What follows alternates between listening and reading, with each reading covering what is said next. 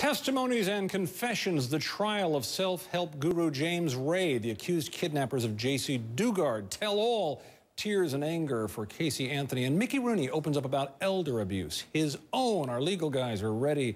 Civil rights attorney and law professor Avery Friedman is in Cleveland, and Richard Herman, a New York criminal defense attorney and law professor, is in Las Vegas. Richard, let me start with you and the James Ray case. He's the founder of this retreat in Arizona, on trial after 3 people died during a sweat lodge ritual back in 2009. Prosecutors saying that these people were psychologically pressured to stay in this lodge as the temperature soared, they dehydrated, and it put them in danger. Is that going to fly?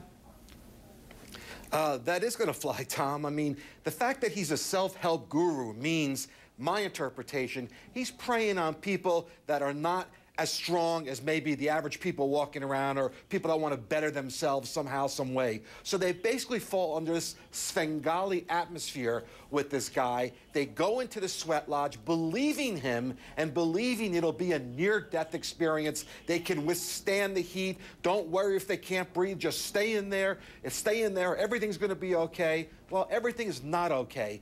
3 deaths. 12.5 years per death. It's not murder, but it's going to be, I just don't think that this guy can withstand this type of case. Avery, sounds like Richard makes a pretty good case there. What about the defense? I understand they're going to basically say this was an accident, not a crime.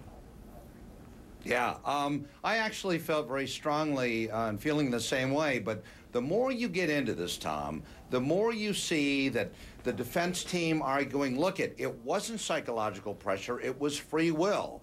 These individuals put down $10,000 each to go through the process. Hundreds have gone through it successfully.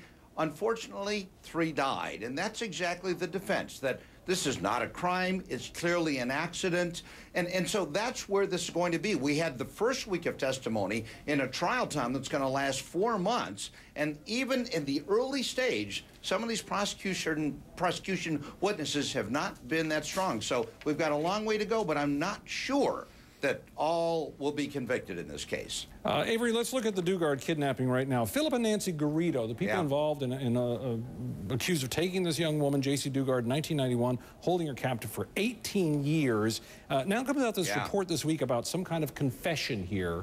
Tell me your initial reaction when you hear that, Avery.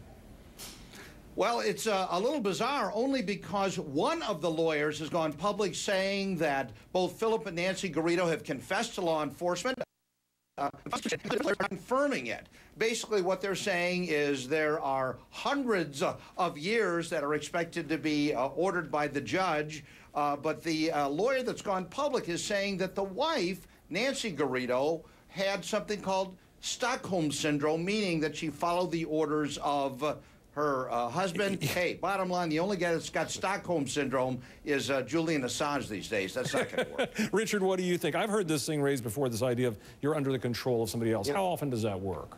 Yeah, it's not going to fly, Tom. They already tried a mental defect defense. All the reports came back. These two are ready to stand trial. He's at 440 years put to life. She's at 241 to life. It's an attempt by him to fall on the sword and try to let her see the light of day again. That's all it is. These are horrible crimes.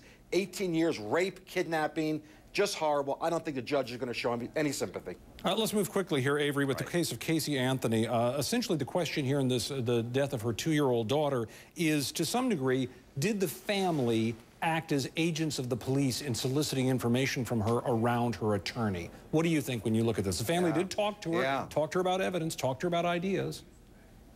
Right.